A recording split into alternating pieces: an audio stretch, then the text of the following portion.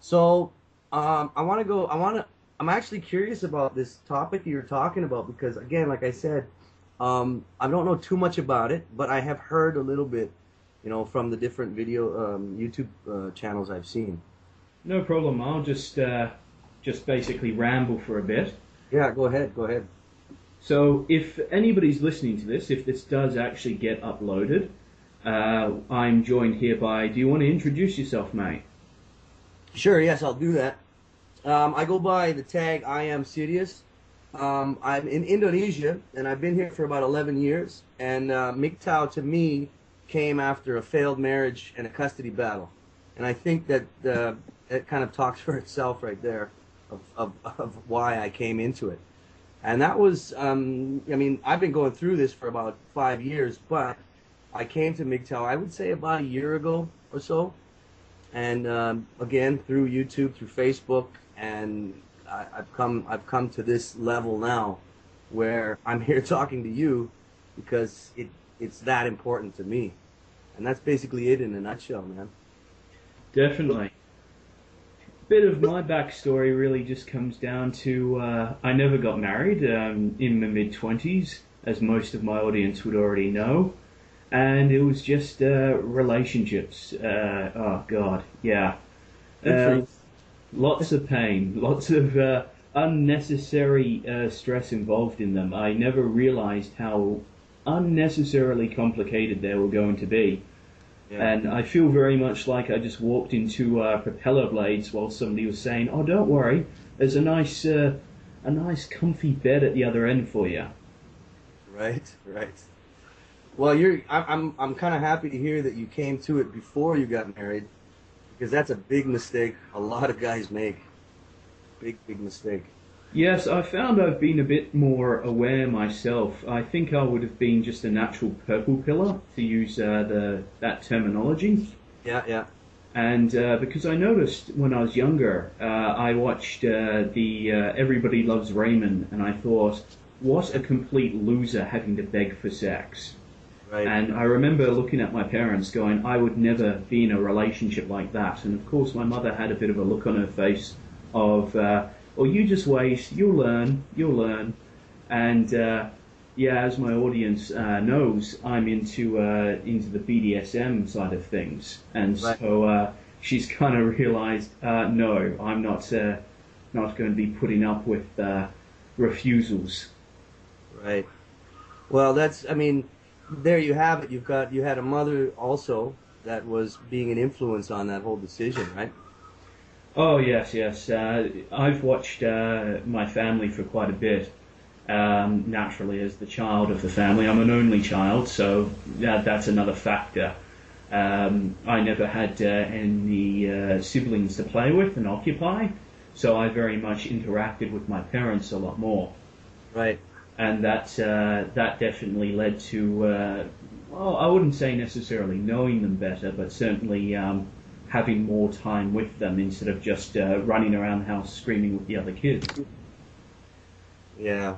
Hey, can I just stop for a second? I'm not going through a headset right now, and I'm a little worried it might mess up the recording. All right, no problem. So Hello? You just go do what you need to do.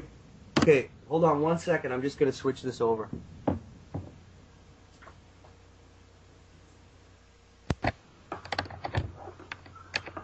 Hello, can you hear me?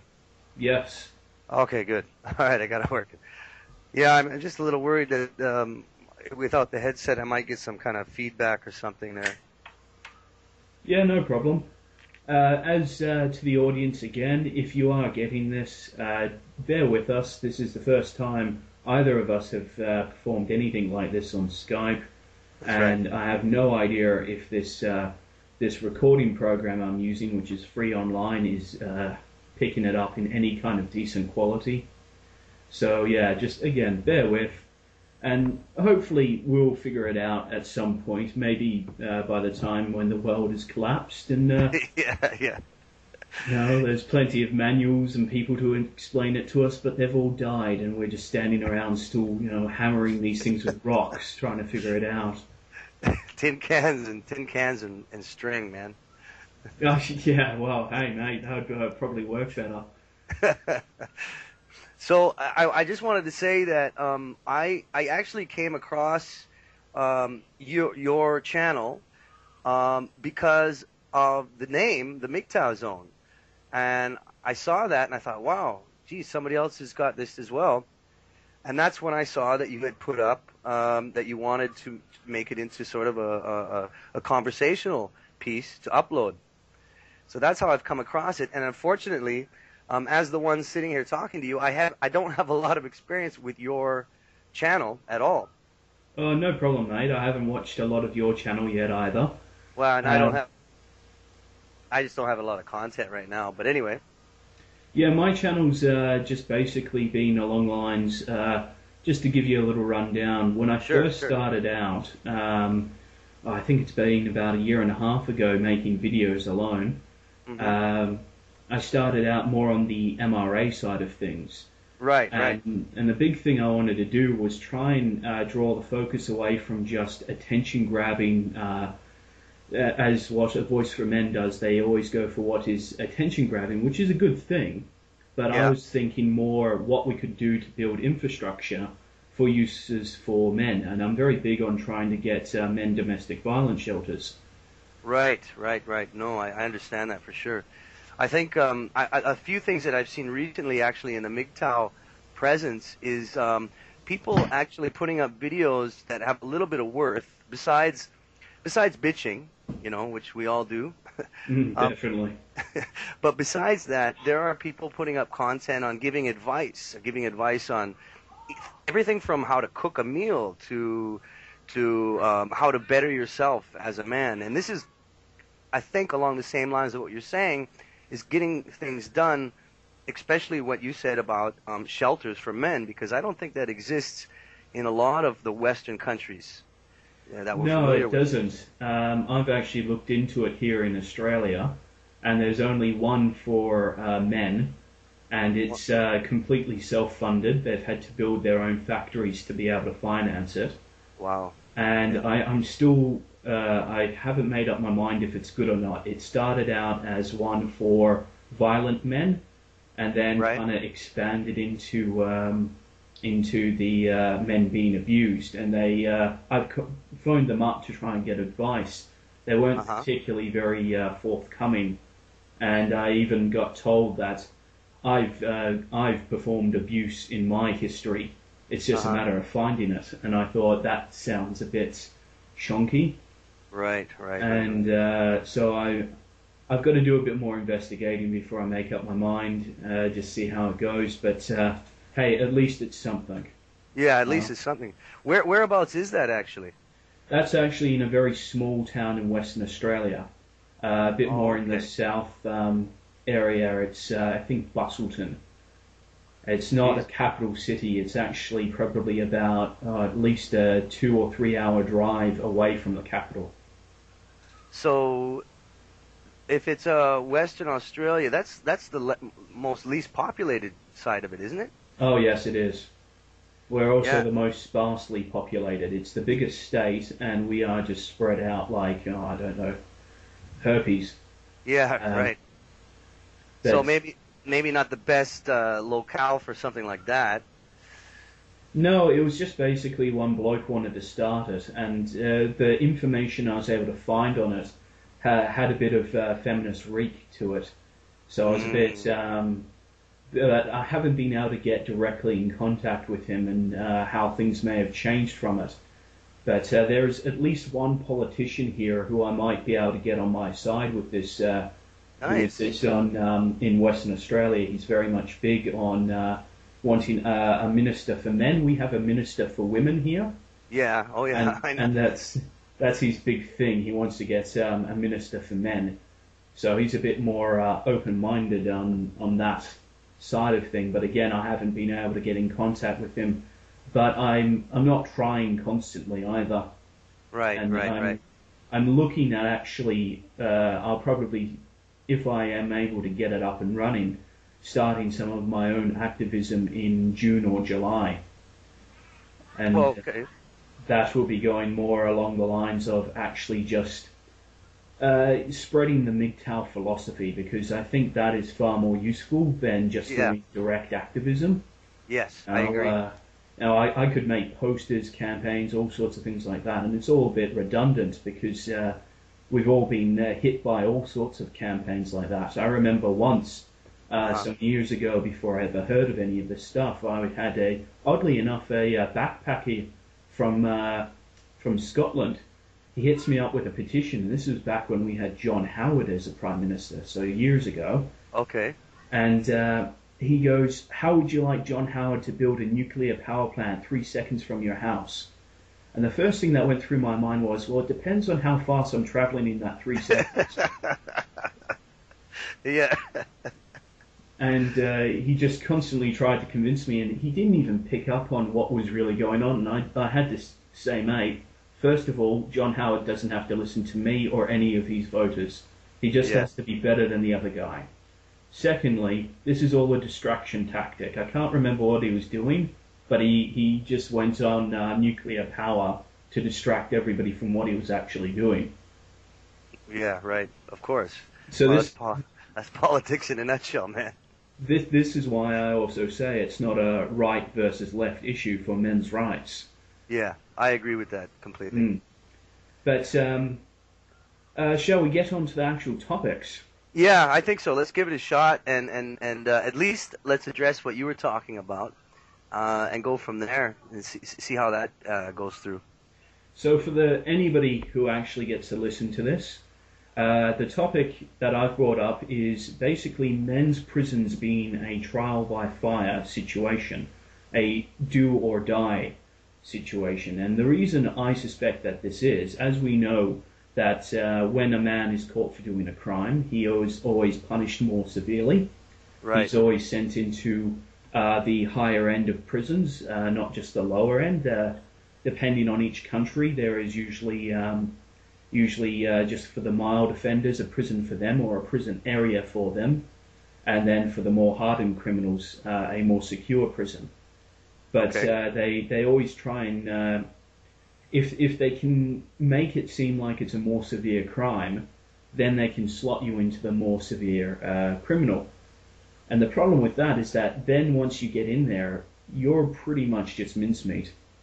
Because you have to, if you're not affiliated with any gang within the prison, and if it's your first time, you're not. So you are absolutely royally, well, you're fucked, and I mean it literally. Australian prisons have very much some notorious characters. One called Chopper Reed. I've heard of him. I've heard of him. Yes, one of his more famous stories for the US listeners. What he had to do was, after stabbing a very powerful man in the prison, shanking, I should say, and this was back in, I think, the 80s, he had to get his ears not completely cut off, but he got them pretty mangled up just so he could get into hospital so he didn't get killed. And Yep. this is the sort of situation I'm talking about. It is very much a trial by fire. The strong survive, the weak perish. And Yeah. the weak don't just die in prison. When they finally do get out on parole or whatever, they drink themselves to death. They OD to death. They find ways to kill themselves. And the point about this topic is that this is exactly what society wants. These are men, and keep in mind, some men go to prison for just doing drugs. Right. Yeah. It's not there is no victim except for maybe arguably themselves. Yeah. And that's the thing. I mean, somebody who is drugged 24/7, or even just the majority of their time, is useless to society as a utility. So you throw them into prison, and they either come out as a sharpened knife, or the metal just gets destroyed and can be reprocessed later.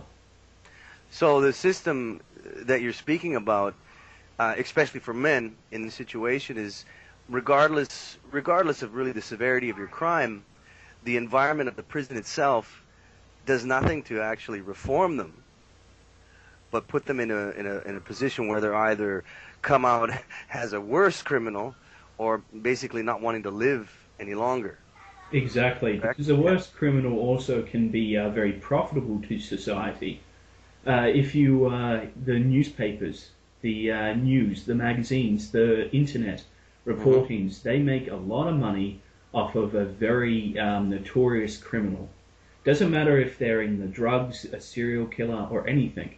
As long as they can make them notorious, create this Of course. mystique around them, they become very popular. For example, in Australia, we have this, or we had this TV series called Underbelly. I Uh-huh. know it's been based on some of our more infamous criminal wars that have happened in Australia, where one criminal side would war out with another, and the body count and all of this. And it's created about what, at least 3 or 5 seasons on just on a TV show based on real criminal um, happenings instead of just Right. fictional. So there, it's been profitable there, and the first season was very highly viewed. Okay, so that's basically making money off of infamy. Yeah, yeah, and the then there's of course the police that make profits. There's the judges, and then of course any company that provides the materials, the uniforms, the guns, the bullets, so on. They make all Right. profit out of hardened criminals. Here in Australia, probably our more problematic criminals would be our bikie gangs because they get very, very entrenched. We had to bring in laws that actually stop them from turning their clubhouses into fortresses because Jeez. they were building heavy duty battering ram resistant gates. They were My arming gosh. themselves quite heavily there. They didn't have anything like automatic rifles or anything like that, but they had arsenals of shotguns, pistols, rifles, and then they had some of them even had explosives like dynamite and other things like that. Right, right. Jesus, that's God, that's really forgive the comparison, Mad Max Oh, style. yes, yes, very much so. Definitely, they very much do like their mystique. Some of them are okay to have in your neighborhood. Others are just complete feral animals. And Jeez. I'm very much of the mind of you take them out back, you put them down. But Right, right. And this, I mean, are you saying that these sort of compounds exist in rural areas? sometimes they are in rural areas, other times they're in city. Right. Um, most of the time they're in suburbia, I tend to find, but it really is a bit more the suburbia that's a Right. cross Yeah, yeah. between the rural and being developed. Basically, what it starts out with is usually a bar that turns into either is catering to bikies or just one that a bikie gang likes to frequent, and then eventually they buy out the place, and then they Right. start modifying it. So basically, these are male institutions or criminal institutions, and these are the ones that are ending up in these prisons and sharing the space with people that obviously aren't committing the same level of crimes. Now, to me, this basically is saying that men in the MGTOW or MRA type of narrative, men are disposable. Yes, it's very much a case of male disposability, but what I see the prisons being in particular is like quality control. You create a new tool or a new vehicle, and you want to put it through quality control. So you're going Right, to beat right, it up. You're gonna flog it a bit. You're going to really use the hell out of it. Where's the best environment for finding out if men are useful to society, especially a society that only sees men in really a capacity still of the hunter? hmm It's very much going to be the prison system. You throw somebody in there who hasn't gotten the education, who hasn't gotten the networks, and who hasn't already proven to be very financially useful to society. So you take this a hammer and you put it through a heating press to see if it's got any flaws in the process, if it's got any cracks, if it's got any weak areas. And then if it does, then you throw it back into the recycle bin and you call in the next hammer. And that's the situation I see happening with men through the prison system. That's incredible. It's like forging a sword. Very much so, because when they come out, that's exactly what they are. They've Yeah. already become affiliated with the gang inside the prison, and these gangs very much have gangs outside, so they're not just contained within the prison system. Right. They are very much outside as well. And if you get in with one in the prison system, well then, some bloke who's still in the prison system who was already in the gang on the outside will just vouch for you, and you'll be able to walk in and they will be there as the only system for a future that you have at all. Well, this is really, really interesting information to me. It's a really interesting way to look at it, and it's a perspective I haven't really considered. And I think, maybe it's just because of my own situation where I am now, but I'm fascinated by it, and I want to know more about this. Is there definitely try to supply, if this thing goes up, try to supply some links and some information to what you're talking about, because this is definitely interesting to me. And one of the reasons it is so interesting is because it hasn't really been touched on that much, I think, when it comes to the MGTOW movement. No, it hasn't, and I feel that this is one very big problem, because a lot of young boys wind up particularly in Australia, in these bikie gangs looking for a masculine identity. Right, right. And this is one of the things I'm going to have to, particularly in my country, because I do eventually plan to go public with myself as a man going his own way. Right, okay. And that's just my choice for hopefully in the next couple of months.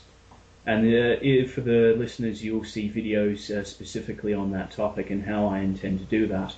Well, that's great, because considering myself not one of the listeners at the moment, I'm definitely interested in reading up on that for sure.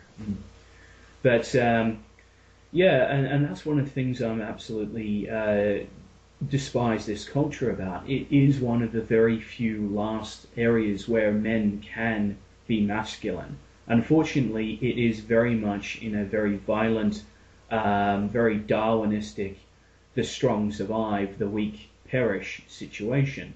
Right, it's not. They're not helping each other. They're using each other. And the person who can be the strongest to sit upon the top of the pyramid within these criminal gangs uses them, gets the most amount of profit.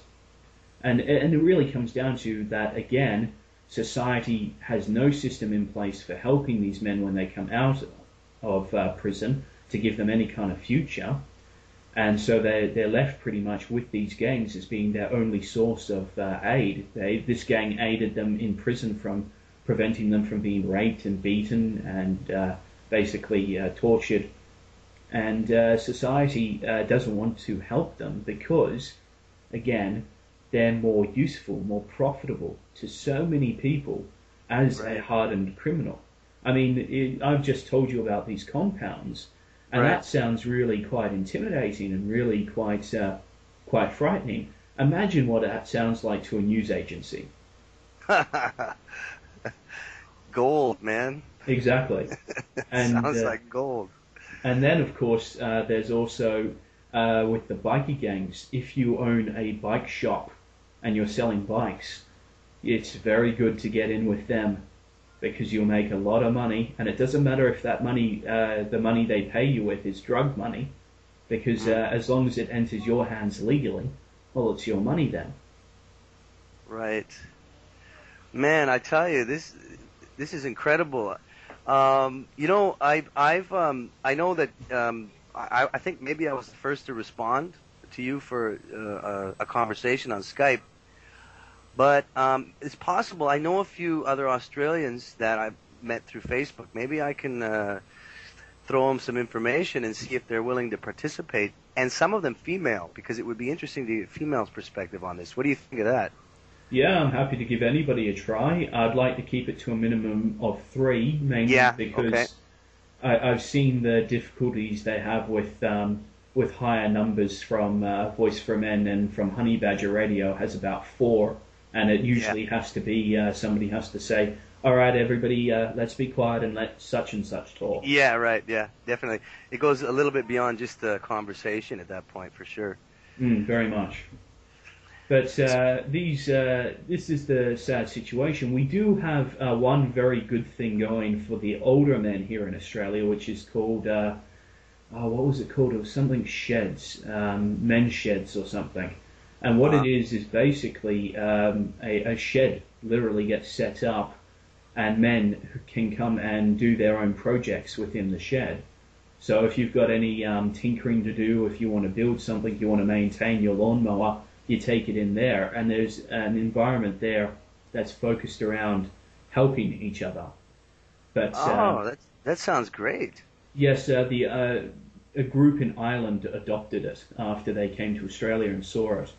So it's sort of spreading, but the big problem I have with it is that it's got no kind of connection to the younger males in my age bracket. Right. The whole shed mystique is very much left to the older males, the ones who have the skills and want to keep the skills, the ones of the generations that were, okay, the fridge has broken, or the hinge isn't working so well, let's see if I can't just tweak it a little and it can last another, however many months or years. That's completely gone in my generation. That the shed to me sounds like a metaphor for the MGTOW, because I being 39 and married and divorced, after coming into this, not only was I disappointed that a lot of guys my age were unaware, but I felt that it was almost hopeless for a lot of younger guys. So to me, it's kind of a metaphor, the shed. It really needs to open up to younger guys, and it's good to hear people your age doing this, because, man, they need to be warned. They really need to be warned. Oh, definitely. Without going into too much of my social network, a couple of my mates have foolishly gotten married. Yeah. But I notice that the ones that aren't getting married, that have girlfriends, those girlfriends are getting accidentally pregnant. Oh, God. Yeah. Oh, God. Man, have I seen that before. And, there's at least one that I have to go, okay, maybe she did get accidentally pregnant, but so what? That's like saying, I accidentally got a brain hemorrhage. Yeah, of course. How did you accidentally get a brain hemorrhage? Well, I was in the middle of a bar fight whilst drunk. Okay, Yeah. well, kind of explains how that happened, Oh, How did you yeah. get accidentally pregnant? Well, I was in the middle of having sex. Well, there you go. It kind of explains it. Not really an accident. Yeah. So- I absolutely loathe that term. Yeah, no, I know. So I want to ask you, everything you've said to me about the concepts in the prisons, especially there in Australia. And again, I'm kind of the wrong person to really give insight into that, because I don't have a lot of experience with that. But I am curious, and just for at least the listeners, how do you want to really push that into MGTOW and relate that to MGTOW, whether it be to younger or older men? Well, I think it's just the information for a start. Right. It doesn't even have to be brought into MGTOW at all. It's just making men aware that the system, that if life gets a bit hard and finances get a bit tight, the criminal option is not going to be any better for you. As much as it may seem like the only option, always understand how society views you. Right. First, ultimately, as a utility, and if you cannot be formed into a utility, they will destroy you in the process to make you into a weapon. Perfect. Well, then, definitely awareness of your condition, awareness of your position.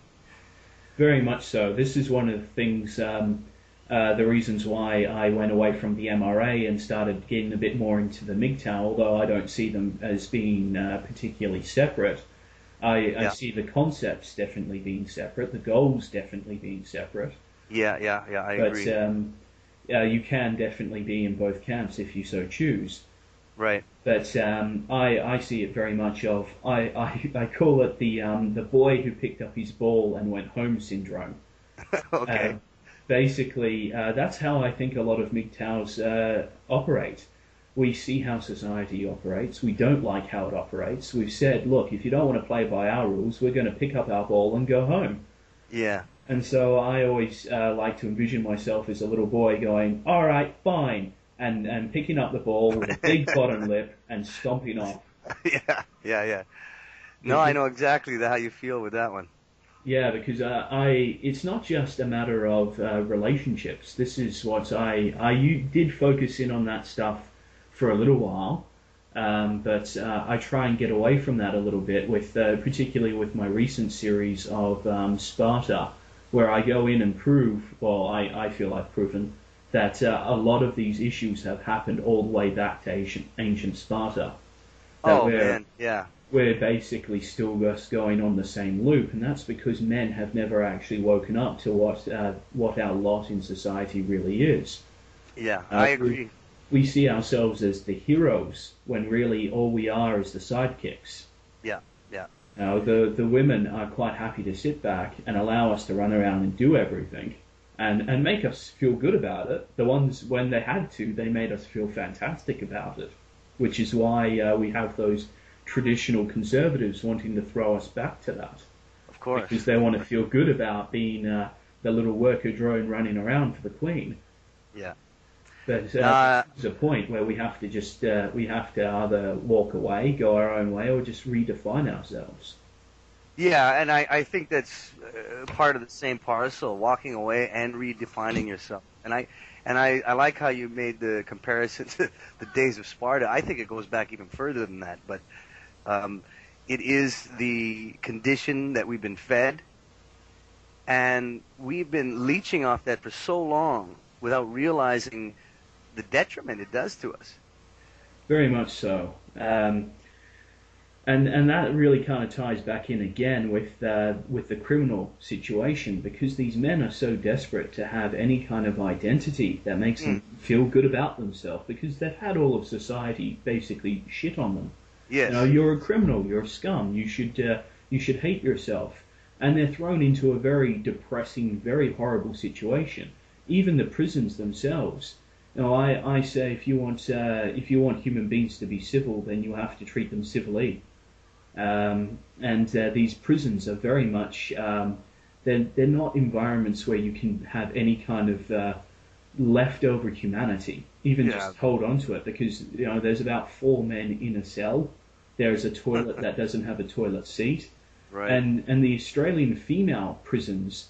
I'm not sure I'll be able to find information on this for the viewers, but the female prisons are much more comfortable. They're much more like a camping hut situation, where you've got like a wooden block, and everybody has their own little room. Some of them even have en suites. Oh God, it wouldn't surprise me if that was the case. It seems to go right along with how society treats both the sexes.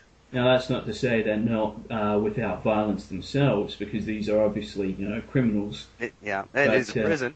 Yes, but they are certainly more humane, and they've got more access to being able to do various different tasks.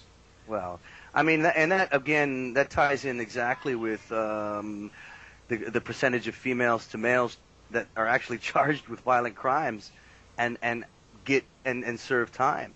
Well, see, that again comes into the fact that, think of it like this: a hardened female criminal nobody can make profit of.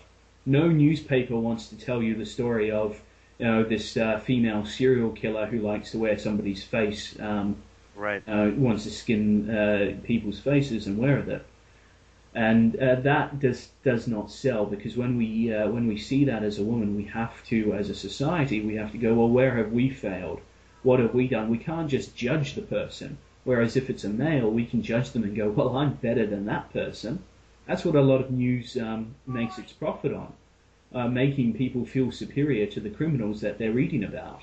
Right. Going, this person's scum, but we can't do that with a woman, so it doesn't sell as well. So Yeah. there's no invested interest in putting women through the criminal system. Well, that's a really interesting way to look at it, is the lack of civility that men are subjected to equates to dollars. Oh, very much so. We are very much just a commodity. You know, women are used in a commodity form a bit as well, but nowhere near as much. You know, I recently had a short discussion with my mother about she and my father went around Europe, and they went to Pompeii, the ancient Roman city that got covered by the volcano. Yeah, yeah. And I don't know where she picked it up, but apparently in the stadium, in the gladiatorial arena, the female nobility were supposedly were forced to sit around with the slaves. Now, this wouldn't be accurate. They would be forced to sit around with the freemen and the commoners. Slaves wouldn't have been in except for in a service capacity. But in that situation, okay, the higher the woman goes, she still can't get to the highest peak of the pyramid. But when you have a look down at the bottom of the pyramid in that social structure in Roman society, who's fighting in the gladiatorial arena? Of Who's course. the entertainment? Who's getting eaten by the lions? Yeah. Every single one of them is a male, and some of these were just picked to die. They were just gone. And they were celebrated as celebrities, basically. Yes, the more successful ones, the ones that were just picked out for the case of, okay, this is just a meat bag to die by being eaten by a lion or stabbed by this great gladiator, were just totally forgotten. Yeah, of course. Well, they had their 15 minutes of fame. Oh, yeah, that's a fun way to have it. Mm-hmm.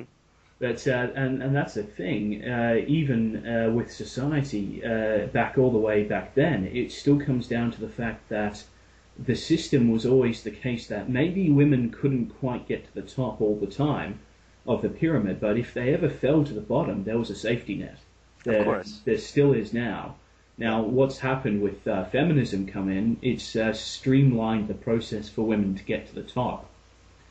And it's done nothing about changing the safety net at the bottom, because of course it doesn't want to. Of course, it doesn't want it. I mean, they nowadays we have certain things called quotas when it comes to businesses, where they actually feel that they need to force companies to set aside positions for females, regardless of their ability to do the job. And again, this comes down to the fact that male homeless can be blotted out of our minds when we see them, but when we see a female homeless person, well, that actually starts to make us feel bad and feel sad. And Yeah. God forbid we're made to feel sad at any time. So it's always good to have quotas in place. Yes, and I think you're hitting on something really important here that sort of underlines a lot of, you know, the kid with the ball and the pouting lips walking home.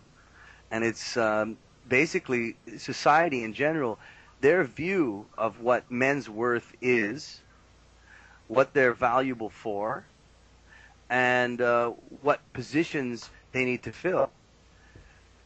Very much so. And I think that goes along the lines what you're talking about with the prisons. What are man's worth? Well, you know, in the prisons, we'll make them find their worth. In society, we'll make them earn their worth. I think really that is the bottom line from a lot of what you're talking about here. Yes, very much so. That I think it was Man Woman Myth that said. One of my favorites, actually. I think he said he's attributed with saying, "Women are human beings, men are human doings." Right, I've heard that, and I like it. And that really does sum it up, because again, when we were back in the caves, men were the hunters, and from then on, that was just a downward spiral from there, as far as I'm concerned. That again, it comes down to biology of the woman being the housing of the child. Yeah. And if the woman, of course, the woman couldn't hunt in that situation. It's just not practical. We would have died off long ago. Of course. But there comes a point where we have to start acknowledging that, yes, women were very much privileged and very much protected which I feel is more important than the privilege side of things, but the protection. We very much are putting that protection upon women throughout all levels of society, regardless of if they are pregnant or even if they are. I mean, I have a video that you might want to check out on my channel called Abortion is Female Supremacy. And it's actually about an American law where they have declared that if anybody accidentally kills the fetus whilst it's still within the woman, or purposely does so, that's a crime. And the whole language of it is a child, child, child. They acknowledge that it's a human being. They acknowledge it's a life. But they always give this special dispensation for the woman to still be able to have an abortion. Of course, yeah. And if you're going to do that and acknowledge that it's a living human being, that you're going to give it protection from murder and you're going to give it protection from manslaughter, then you have to give it across the board. Of course, yeah. But that would make women uncomfortable. That would be negative to women. So we still protect the woman from even just the realities of saying, well, if we're going to acknowledge it as a human being, sorry, princess, you can't have an abortion. Of course, and what we're another thing along the lines of what you just said is that yes, women were protected and privileged in the days of caves, but we're not in the caves anymore. I mean, technology, science, infrastructure has developed to a point where it's unnecessary for that sort of princessism, if you will. Do you know what I'm saying? Yes, very much so. We are in a very crucial point in human history that I just don't think will be recognized for probably a good couple of hundred years, if it ever is. Yeah. With the mechanization effect, but also being able to control fertility. That to me has been one of the biggest changes to our species, because everything else, every single form of society has had some form of control for population, or else it would just grow out of control and nobody would be particularly productive. Along those lines, I remember making a meme once for a Facebook page that said this. It said, "Feminism began with the invention of the washing machine, and it ends when the machine needs repair."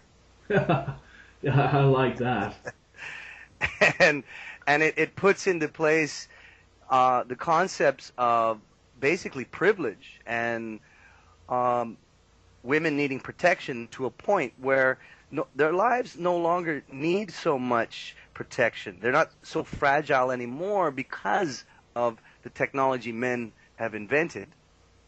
Yes, mostly the men have invented. Yeah. And I agree with that. And I try to stay away from the concept of privilege, because to try and put that concept back on any part of human history before about the 20th century really is ridiculous. Yeah, I agree. Except for in the case of, obviously, royalty. But, wealth, basically. Yes, wealth and power. Yeah. But the rest of society was just basically survival. And to say anybody was privileged over anybody else is just silly. It was just a practicality. And the thing is, the practicality has ended. There is no longer a need to keep women completely sheltered during pregnancy. There is no longer a need to have men constantly go out and get everything. And this is where feminism has completely and utterly failed, because men did get on board with feminism, the second wave in particular, because one of the big things that they thought would change was the dating arena, that women would step off the pedestal and men would be able to they would be the ones being asked out. Women would approach men. It would be a much more egalitarian, as they love that word, environment. And of course that goes against all of human nature, human biology, and even just instincts and emotions as well. Yeah. And this is, again, the fantasy of what it comes down to feminism. Yeah, but recognizing difference is something that needs to be understood a little bit more. especially between the sexes, recognizing difference between the sexes, but understanding that they're both human beings. It's a different ball game from your flat out egalitarianism that is often pushed. Yes, I had a look at that group and I went, okay, I'm out of this one as well, because they were again trying to either ignore gender differences. Right. I actually saw one who had a knife channel of all things, or a sword channel on YouTube, and he described himself as an egalitarian, and he said, I'm not a feminist because they're bad, basically, to shorten it. And he was talking about how he actually said something along the lines of, yes, okay, women aren't as strong as men, but if we keep focusing in on it, they'll never become as strong as men.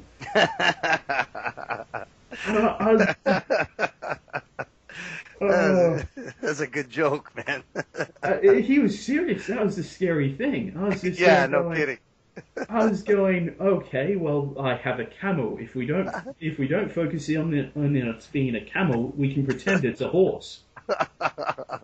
No, it's got 4 legs. We can ride it. See, it's all the same thing. And yeah, tell that to the Saudi Arabians, man. Oh, and I just thought, okay, we gotta duck out. I'm ducking out of that group. If that's the attitude of, well, we acknowledge that's the reality, but if we just pretend it's not, maybe it will change somehow. Yeah, yeah. And as much as individual differences are important and to acknowledge, there is also the ability to get around individual differences. For example, I'm born with disabilities. Learning disabilities. Okay. One of the things I have is Erlen syndrome, and my eyes can't filter out a specific wavelength of all forms of light. So what I do is there are smarter people than I came up with the idea of putting tinted glasses on somebody's eyes just to cover it and to filter out the light. And everybody has a different tint. And that's my point there, is as much as I would be restricted by my biology there, which is basically short-sighted and also having this disability, I'm able to get completely around it, or almost completely around it, by simply wearing a custom-coloured glasses. Right. And this is one of the things where I differ from people who get really caught up in the biological determinism. That sometimes they can take it too far. Especially with our technology we have today, we can find ways around our imperfections. Yeah. But to just blatantly state that there is no difference between the genders, that there is just no, it's just ridiculous. Yeah, I've seen some great videos actually on that as well, and one that I wish I could reference now, but I'll just drop it.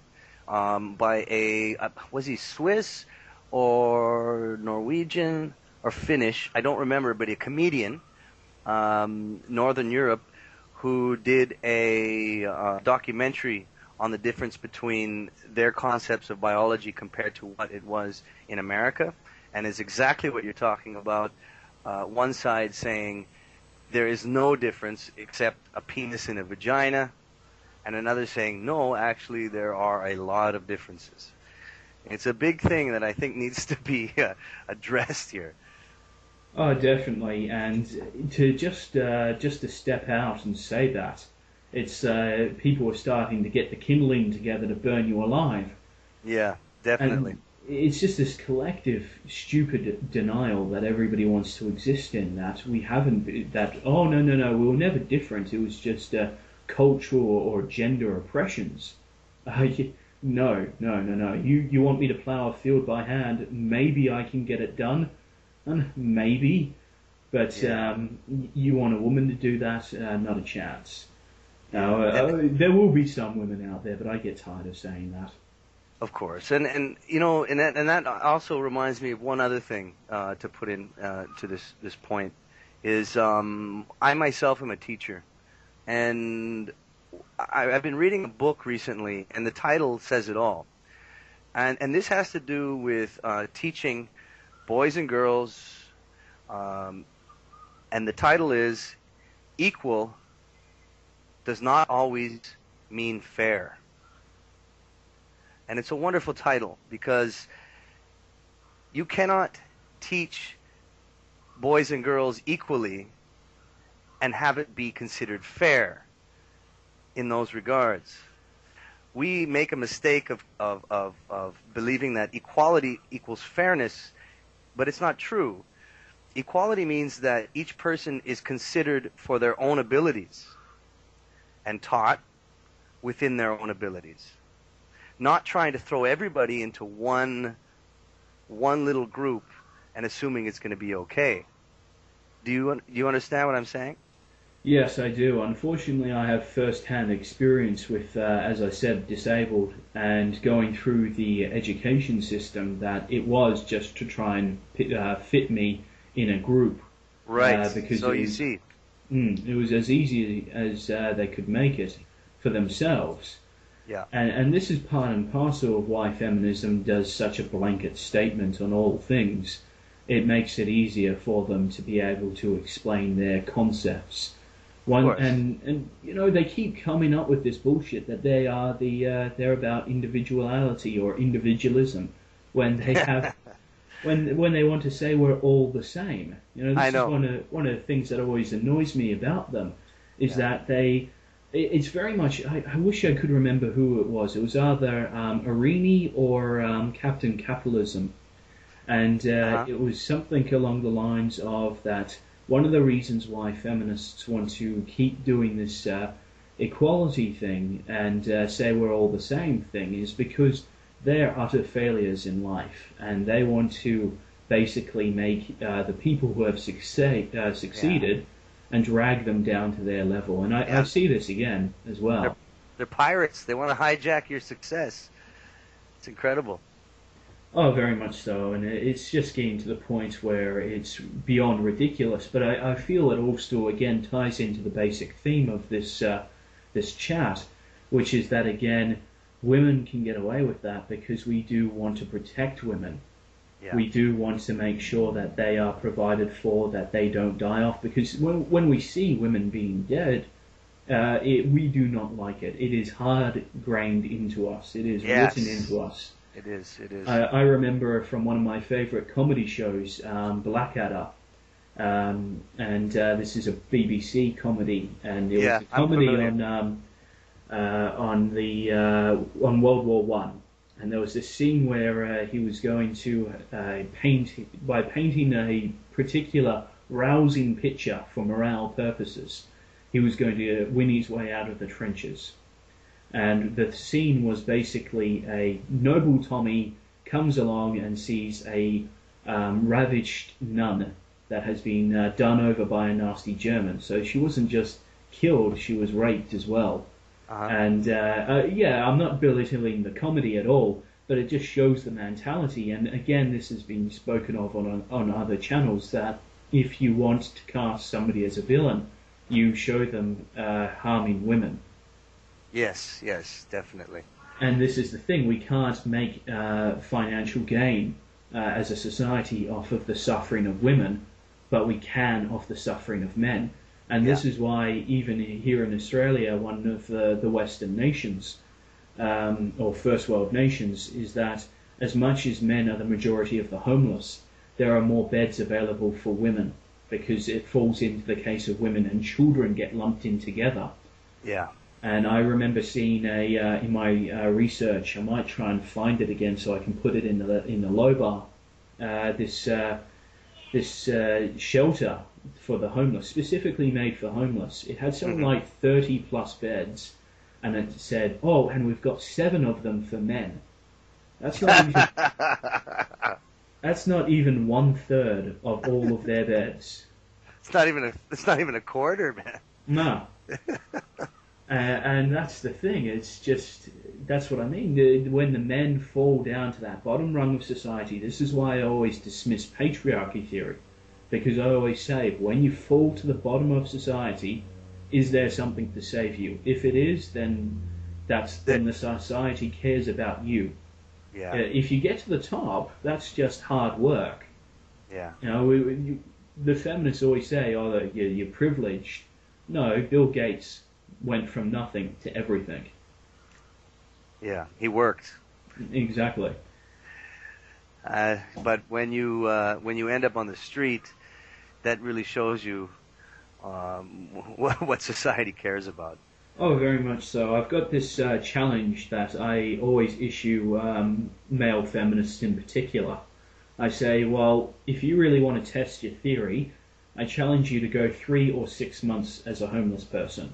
Just leave your wallet behind, your keys, and just walk out with the clothes on your back and see how many of the services that are available that will even allow you anything. Well, lift you out of privilege if you're a woman. If you're a woman, go on the street, try to beg for money, try to beg for food. See how easier it is for you.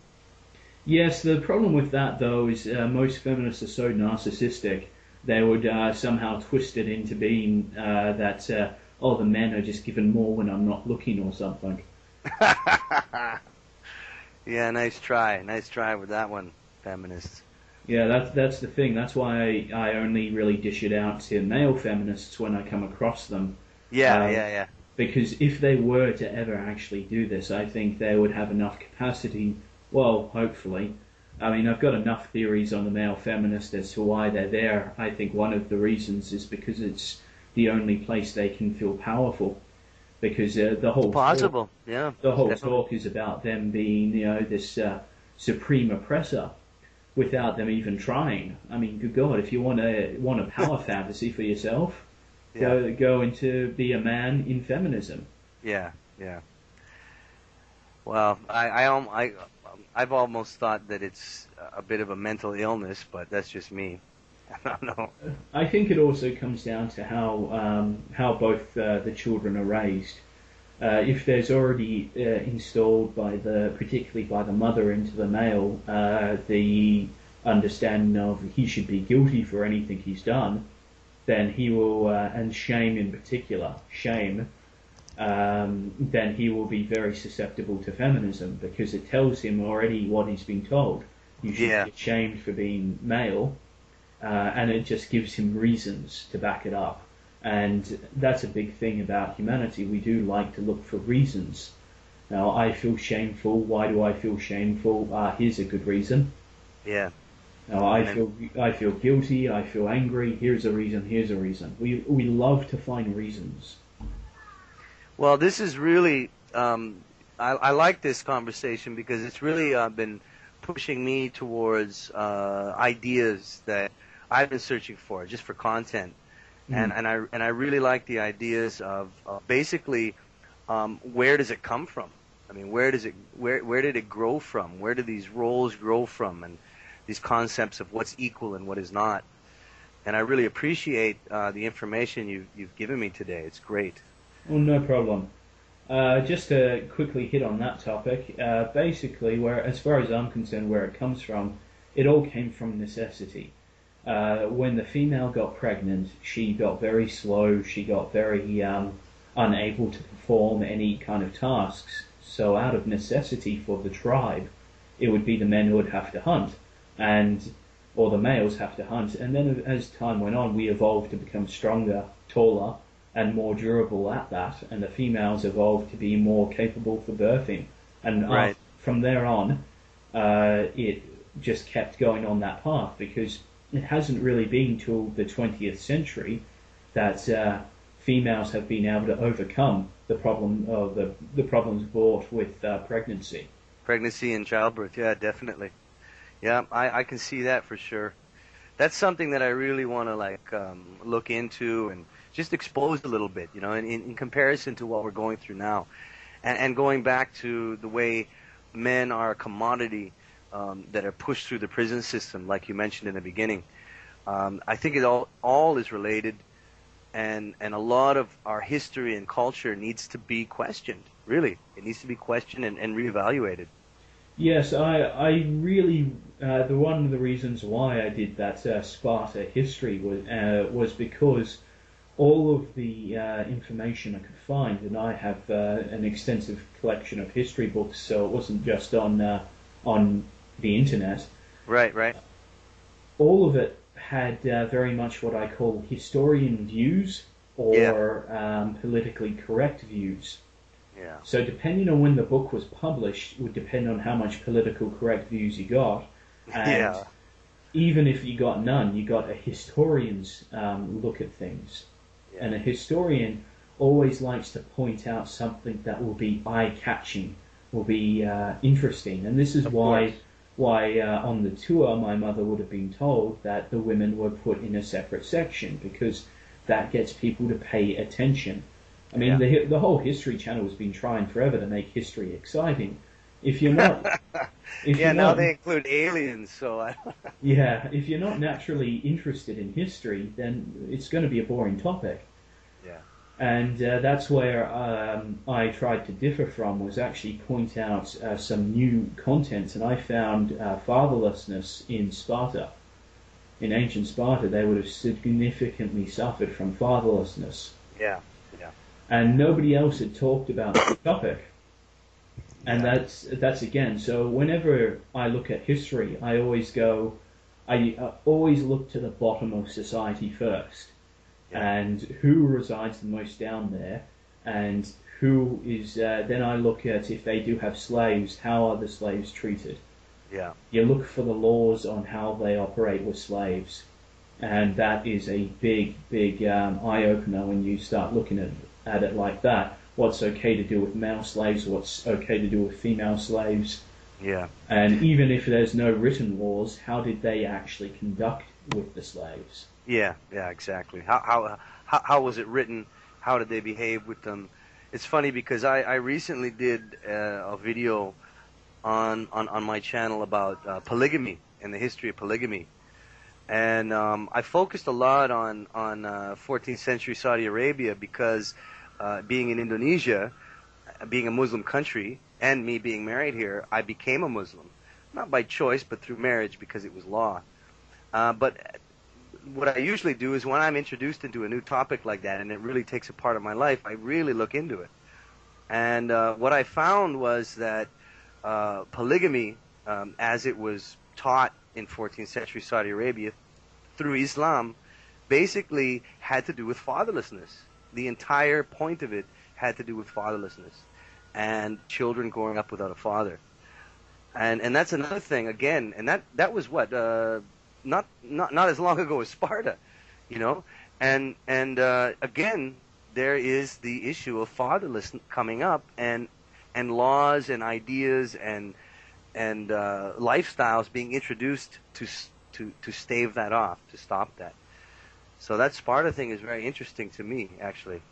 One of the biggest things about creating fatherlessness, as far as I'm concerned, really only happens when you've got a culture involved.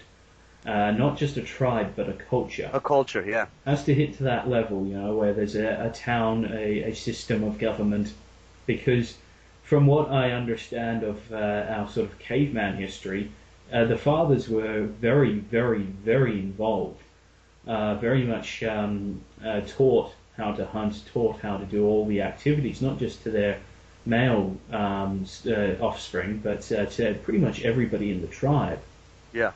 And once you hit a society function where there's a government, separating children from their fathers makes them far more dependent upon the state. Yeah. Well, then that's the political concept of a problem with fatherlessness, and what I was talking about before. As a community, you have to understand, in that part of the world, in the Middle East, the entire lifestyle, there were tribes, but the lifestyle or the community was trade. And trade was long journeys over deserts. And basically what fatherlessness amounted to was tribal conflict and the dangers of work. And what ended up happening was so many women with children and no father. So there again is another concept of fatherlessness, not just the politics of it, which yes does benefit them, but also the concept of the lifestyle that the men had to live among those cultures, and it was often violent. It was violent and dangerous. That's part of how the Spartan fatherlessness occurred was that all the men had to become soldiers, Yeah. and you died in that job. But also it was the military academy and the military system really did separate men from their wives, from their families, and the boys from their families as well. Yeah. And that was more political. That was Yes. that was all about control. You know, and I wouldn't be surprised, and I've looked into it as much, quite a bit, but I haven't actually looked into that aspect of the political concept of control in those times in the Middle East. But I would not be surprised if that existed as well. Yes, unfortunately, it really does come back to.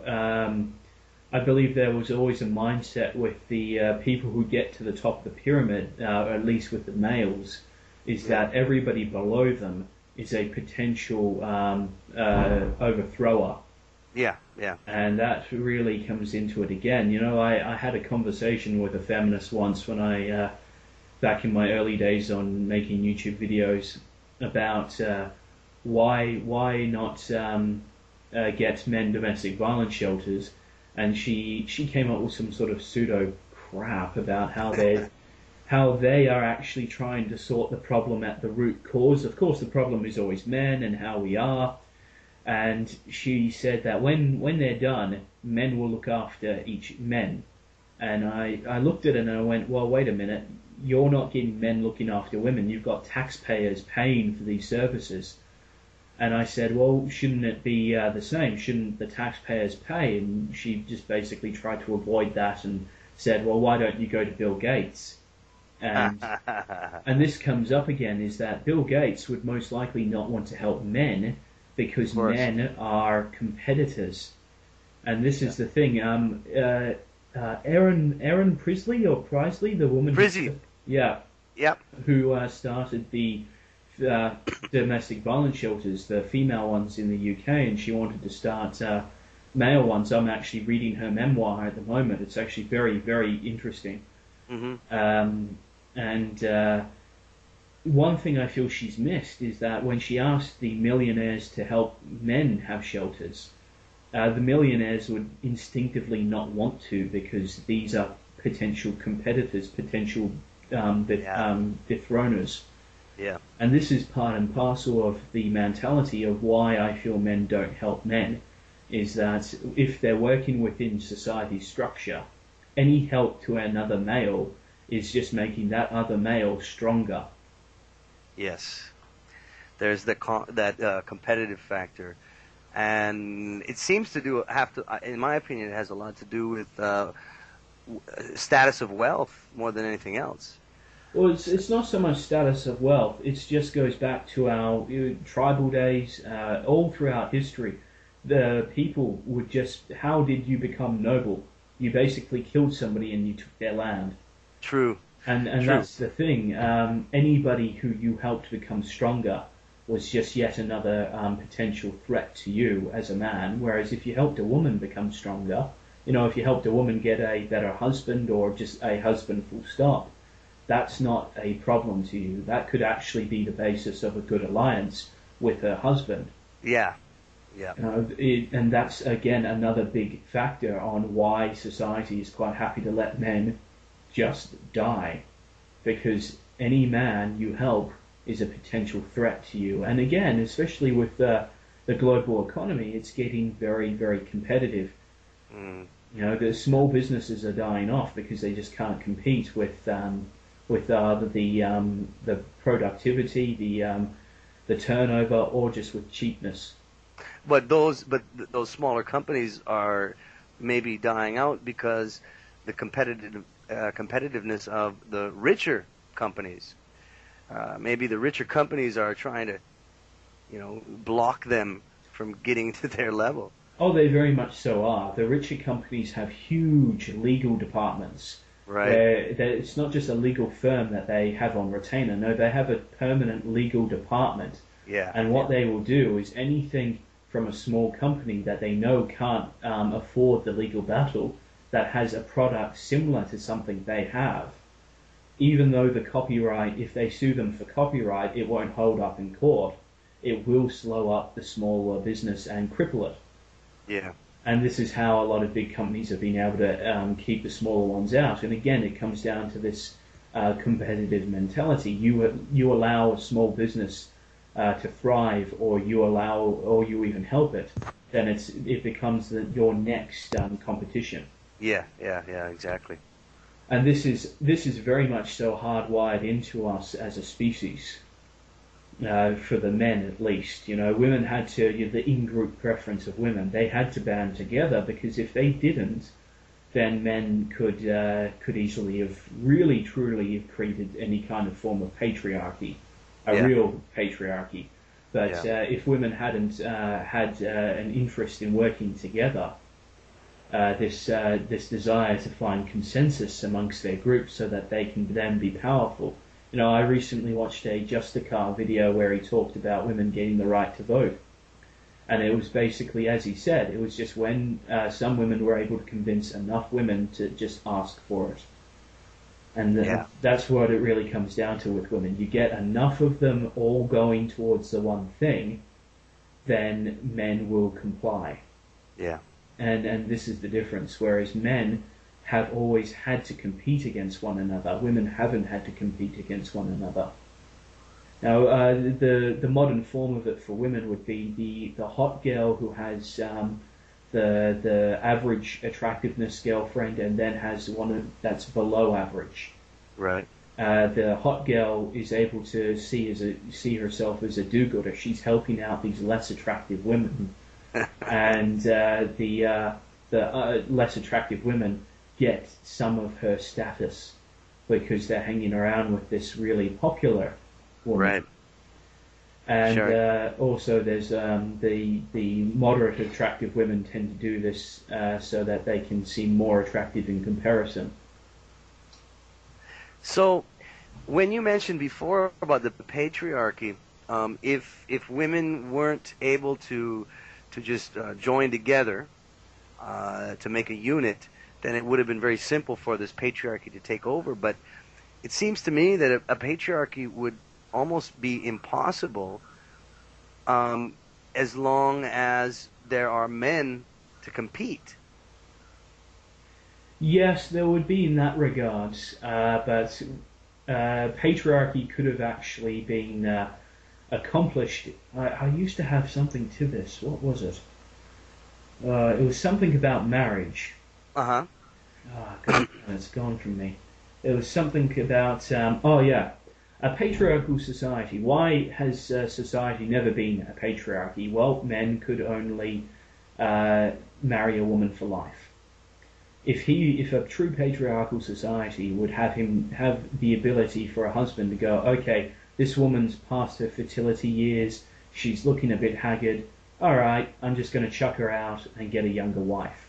Right. Every form of society has had that inbuilt so that he cannot do that. And if women didn't have this inbuilt group preference, they wouldn't care if an older woman got chucked out, because they'd be like, well, I'm young and pretty, but they have the in-group preference and see, well, that could be me in the future. I should prevent that from happening to her so it doesn't happen to me. Right. So if they didn't have the in-group preference, men could have quite easily created what I would call a true patriarchy, which would be along the lines of husbands being able to get rid of their wives once their youth and their fertility, the main reasons why men got married, were used up and gone. Chuck her out, have no legal obligations to her at all, and she could just die in the streets and he would go off and get a younger wife. It's not a matter of how many wives you have, it's a matter of the fact that you have to have them for life. Yes. And that's always been that's a good argument against the concept of patriarchy. It was monogamy, basically. Yeah, it was lifelong monogamy. Lifelong monogamy, yeah. Or even not monogamy, but lifelong. If it was a harem, it was still lifelong. Yes, right. So it's lifelong. Yeah, very kings, emperors, they all had their harems, but they were lifelong. And that's the thing, because once she's gone past her prime, he might not have her touch her again, but she's still living the life of a harem girl. Right. Well, she's being supported by him.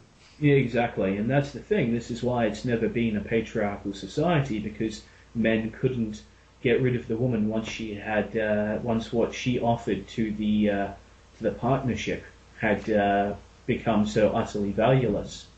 And maybe there's some irony there because you know of no fault divorce, and if I'm not mistaken, that was pressured into place, at least in North America, by a feminist. And no fault divorce says that I don't need a good reason, I just want a divorce. And that yes, but the problem that comes with that is that they were very clever to add in alimony and child support. So of course. If there wasn't alimony, you bet your ass they would have never gone for. Yeah, it's the same. So it hasn't changed. Oh no. Just the wording has changed a little bit. It's not just that, but divorce in ancient Rome, when a man and woman got divorced, if there was a dowry paid, whoever paid the dowry originally got that back, and that was it. And they split. There was no halving of the property.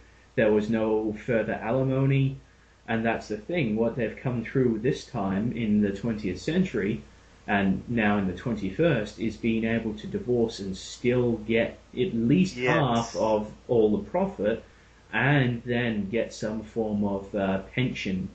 Yeah, and as well get another man. Oh yes. So, so that's interesting because you're right. It hasn't really changed. It's just the wording has changed. Suddenly, yes, no fault divorce exists, but so does alimony. So really, what is the difference? Oh, it's gotten worse in that regard, in my opinion, because if a divorce did happen, the man didn't lose his commodities and he didn't have to pay the woman forever. Yeah. It was just if she paid any dowry to him to get married, he had to pay that back in full. Yeah. So I don't know. I mean, as an interesting, I think, closure on this, it almost seems like we would have been better off in a patriarchy. Trigger warnings for that one, man. No trigger warnings on my channel. I like kidding. I like people to melt down. Yeah. Make them think a little bit, man. But I'll tell you, we've been at this for an hour and 20 minutes. Yeah. I'm pretty happy with the information I've gotten from you, and I'm pretty sure there's a lot of people that are going to appreciate what you've said, definitely. If you've got this recorded, edit it as you will, and I will definitely look forward to hearing it. Yes, I'll let you know when it's up. I'll provide a link to your channel as well, so to anybody listening, check that out. Sounds great. And we'll see how the audio quality goes, and we'll have further discussions as to if we want to continue this on a regular basis. Yep. I think it sounds great. Great idea. It was really good to meet you. And good luck with your missions, man. Good luck with them. Oh, yeah, there's a few. And good luck to you. Yeah. We'll have some more conversations, definitely. All right, goodbye, and goodbye to everyone else. Yeah, goodbye, everybody. Hopefully we'll hear you again, talk to you again. Bye.